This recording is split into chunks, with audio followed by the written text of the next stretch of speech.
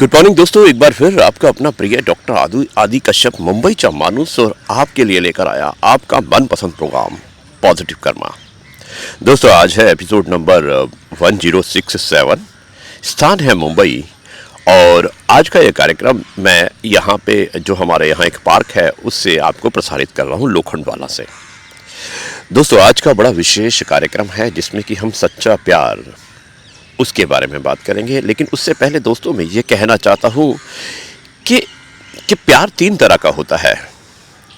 पहला प्यार वो जो जिसे आप चाहते हैं और वो आपको नहीं मिलता है, लेकिन उसके बाद भी आप उसे हासिल करने की कोशिश करते हैं और वो आपको मिल जाता है, क्योंकि आप चाहते नहीं है लेकिन उसके बाद भी आपको मिल जाता है। तो दोस्तों, ऐसा प्यार एक समझौता होता है। दूसरा प्यार होता है जिसे आप चाहते हैं और वो आपको मिल जाता है।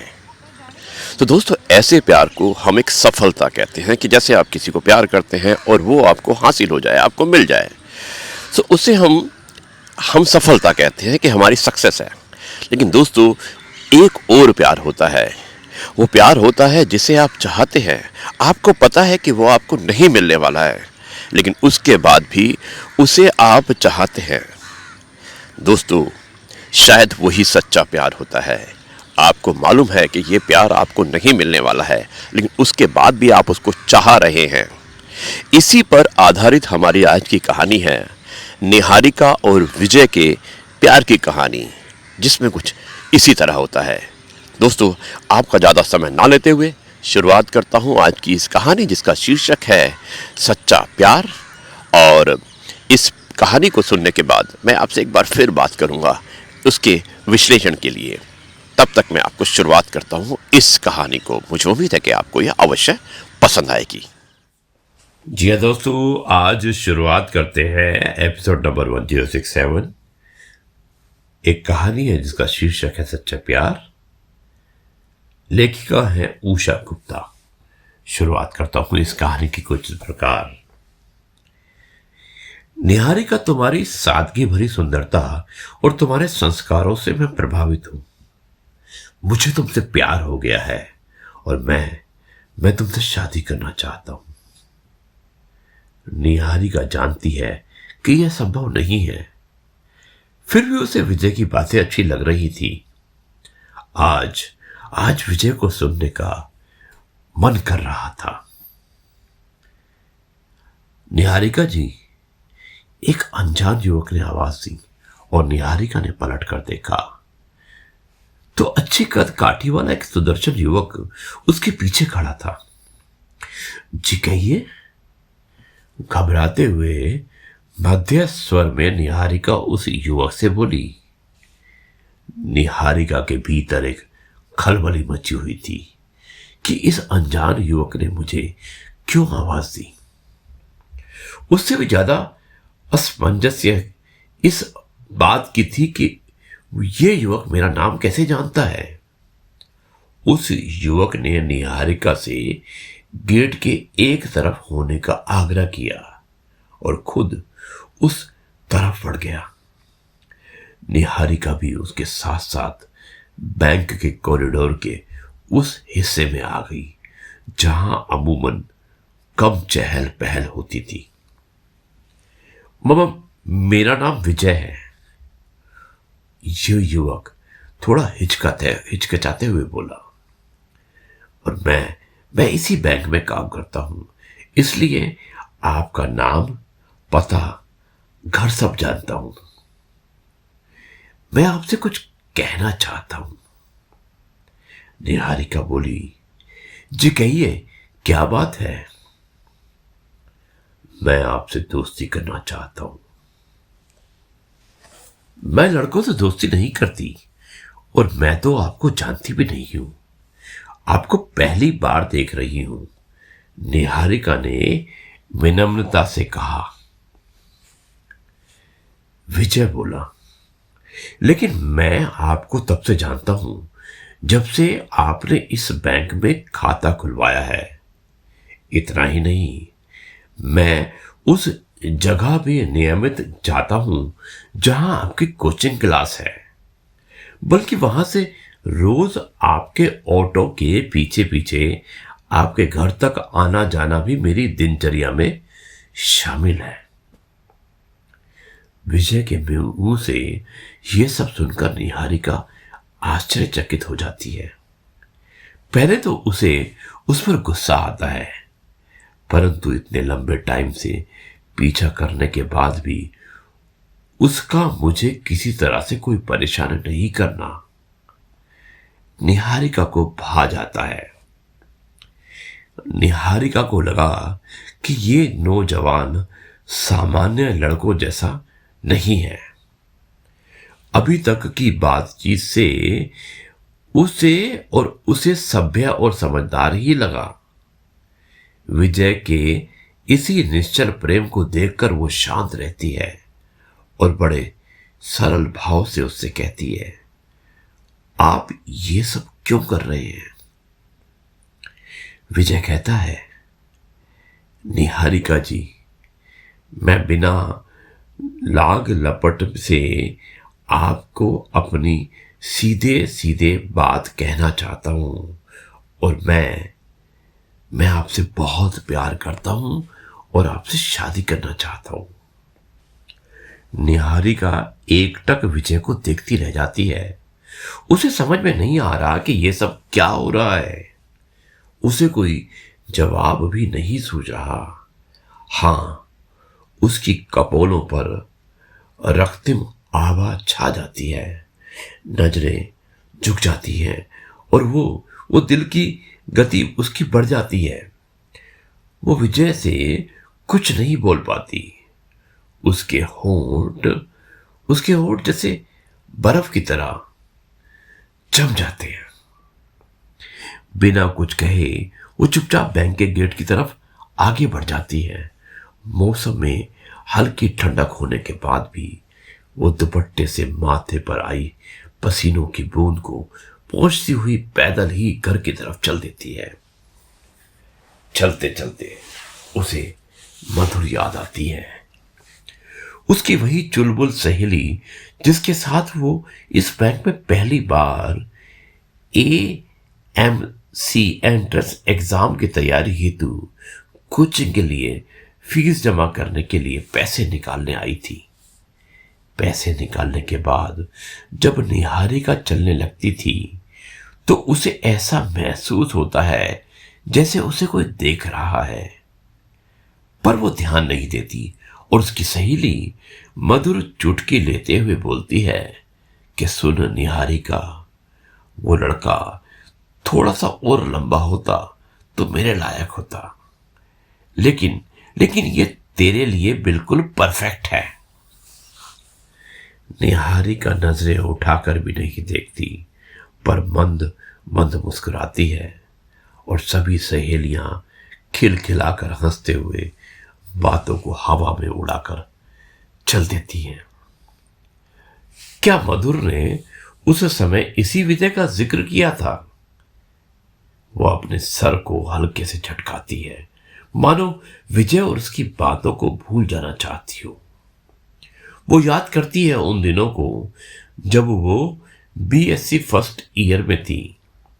BSc की पढ़ाई कंप्लीट करने के बाद उसका किसी अच्छी यूनिवर्सिटी से MSc करने का इरादा था, जिसके लिए उसे पैसों की जरूरत थी और 6 भाई बहन होने की वजह से उसके माता पिता पर जिम्मेदारियों का बोझ अधिक था।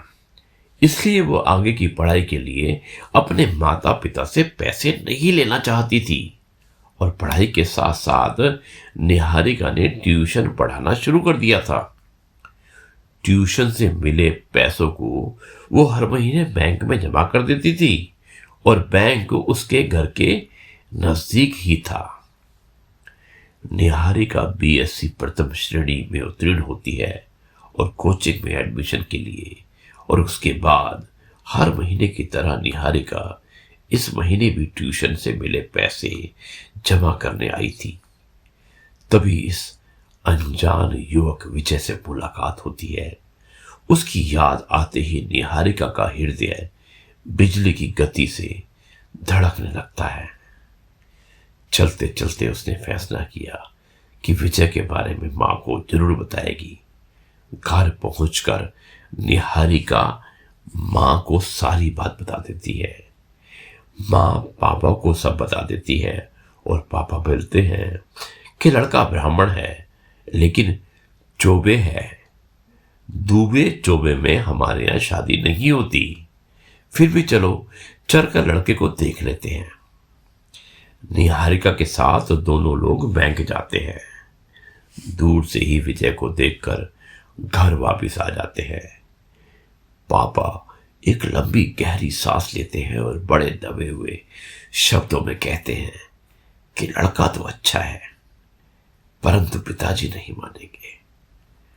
बहुत ही जिद्दी हैं। गांव की पूरी संपत्ति उठाकर किसी और के नाम कर देंगे, मारपीट करेंगे, घर के दरवाजे हमेशा के लिए बंद कर देंगे, बिरादरी से बाहर निकाल देंगे। इससे हमारे और बच्चों के जीवन पर बुरा असर पड़ेगा। 1 महीने बाद निहारिका फिर से बैंक जाती है। पहुंचते ही विजय निहारिका को रोक लेता है, जैसे वो निहारिका का पहले से ही इंतजार कर रहा है। निहारिका, मुझे थोड़ा समय दे दो, मैं तुमसे बात करना चाहता हूं। विजय, समझने की कोशिश करिए, कोई फायदा नहीं, मेरी शादी आपसे नहीं हो सकती। ठीक है, हम कहीं और बैठकर थोड़ी देर बात तो कर सकते हैं। ओके, ये बोलकर निहारिका घर वापस आ जाती है। मां, विजय ने आज मुझे फिर से रोका, कहता है कुछ देर और कहीं बैठकर मुझसे बात करना चाहता है। बोलो मां, मैं क्या करूं? उसका निश्चल प्रेम देखकर मैं सख्ती से बोल भी नहीं पाती। मां, क्या कोई किसी से इतना निश्चल प्रेम कर सकता है? ये 3 साल से मेरा पीछा कर रहा है, फिर भी कभी मुझे परेशान नहीं किया। कानों कान भनक भी नहीं लगने दी, वरना आजकल के लड़के क्या क्या नहीं करते, परेशान भी करते हैं और अभद्र टिप्पणी भी।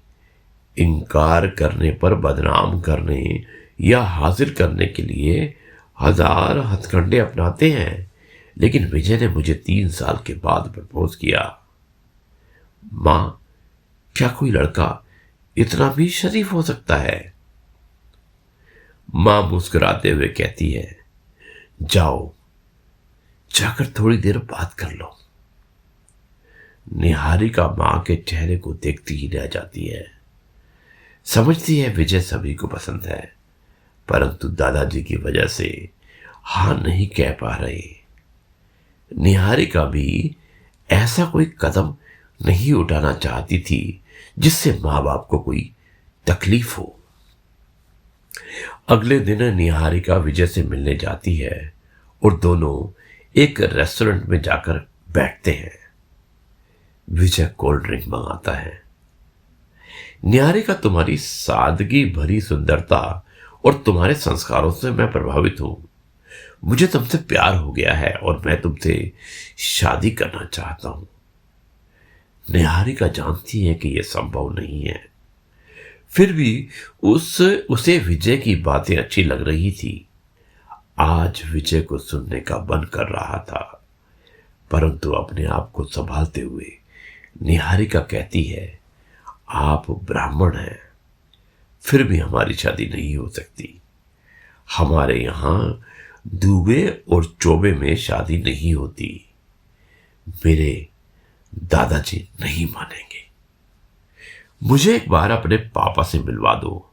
मैं तुमसे वादा करता हूं, यदि उन्होंने इनकार कर दिया तो मैं कभी तुम्हारी गली में कदम भी नहीं रखूंगा और कभी तुम्हें परेशान भी नहीं करूंगा। हमेशा के लिए चला जाऊंगा, कभी भी तुम्हारे सामने नहीं आऊंगा। निहारिका जानती थी कि कोई फायदा नहीं होगा।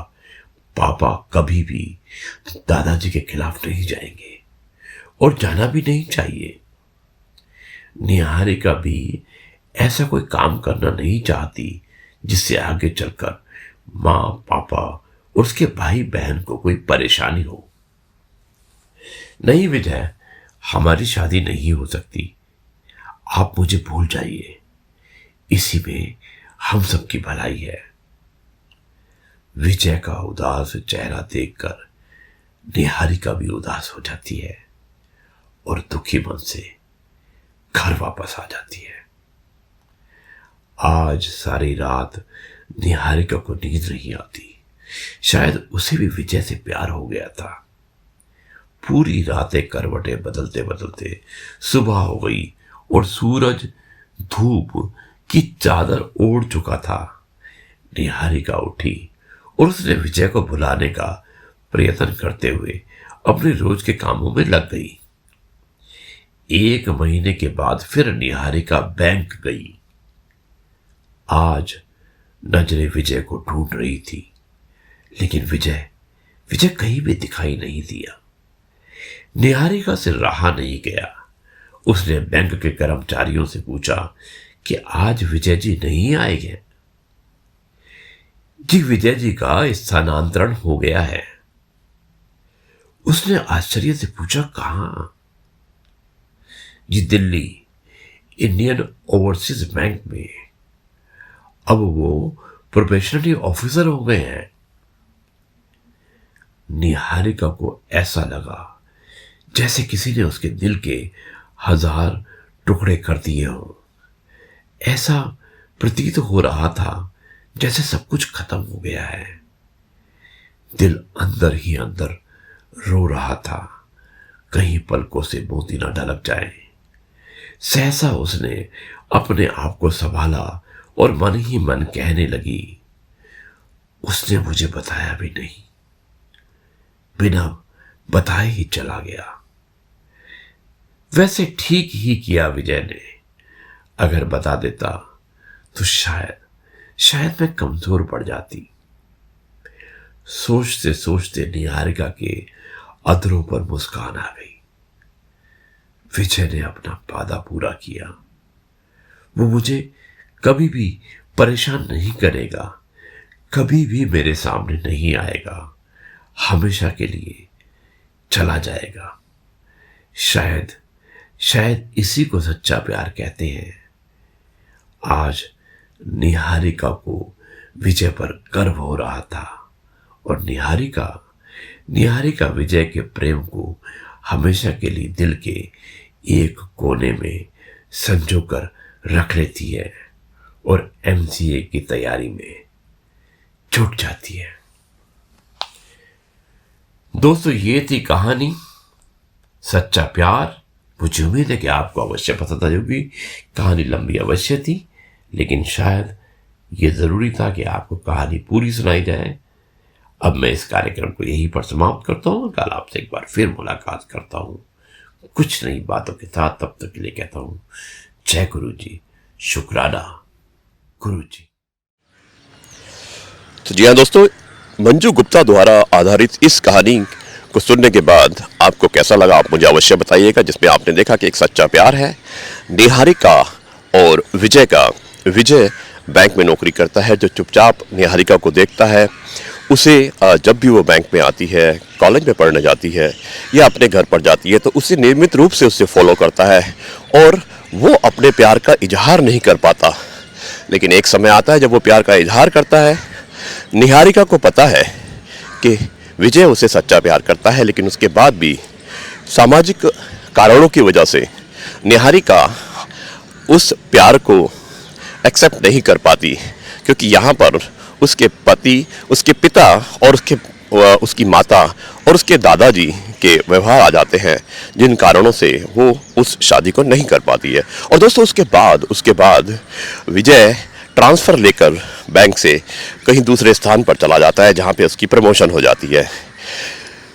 निहारिका को पता था कि ये शादी नहीं होगी, तो भी वो उसे सच्चे दिल से प्यार करती है, क्योंकि प्यार सच्चा होता है। प्यार जरूरी नहीं है कि आप अगर किसी को सच्चा प्यार करते हैं तो उससे शादी ही करेंगे। लेकिन दोस्तों, इस कहानी में हमने बहुत कुछ सीखा है कि प्यार हमेशा अजर और अमर होता है। इसीलिए कहते हैं ना कि अमर प्रेम। तो दोस्तों, कभी भी आप प्यार कीजिएगा, उसमें एक्सपेक्ट मत कीजिएगा कि आपको कुछ चाहिए ही, बल्कि प्यार मतलब गिविंग।